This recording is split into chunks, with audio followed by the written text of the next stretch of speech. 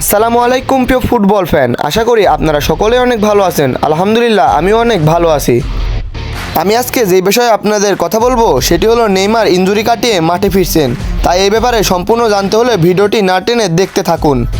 আর আপনি যদি আমাদের চ্যানেলের নিয়মিত একজন দর্শক হয়ে থাকেন তাহলে আপনাকে অসংখ্য ধন্যবাদ। আর যদি নতুন হয়ে থাকেন তাহলে ভিডিওটি না টেনে দেখার জন্য অনুরোধ রইল। ইনজুরি কাটিয়ে আর মাত্র কিছুদিন পরে মাঠে ফিরবেন নেইমার জুনিয়র। প্রায় 20 দিনের উপরে ইনজুরিতে রয়েছেন নেইমার জুনিয়র। বাম পায়ের পেশিতে চোট লাগার কারণে তিনি অনেক ম্যাচই মিস করেছেন সান্তোসের হয়ে। তবে এবার নেইমার ভক্তদের জন্য এক দারুণ সুখবর আসতে চলেছে। দীর্ঘদিন ইনজুরি কাটিয়ে সান্তোসের হয়ে ম্যাচ খেলতে নামবেন নেইমার জুনিয়র। হয়তোবা সান্তোসের পরবর্তী ম্যাচেই নামতে পারেন নেইমার জুনিয়র, কারণ তার ইনজুরি একদম শেষের দিকে। সুস্থ হয়ে মাঠের ট্রেনিংয়ে ফিরতে আর মাত্র 1 সপ্তাহের মতো সময় লাগতে পারে।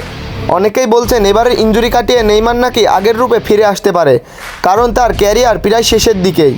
যদি সে ইনজুরি কাটিয়ে আবার আগের রূপে ফিরে আসতে পারে তাহলে বুঝে নিন কী ঝলক দেখাবে বিপক্ষ টিমের কী হবে। আপনি কি চান নেইমার আবারও আগের রূপে ফিরুক?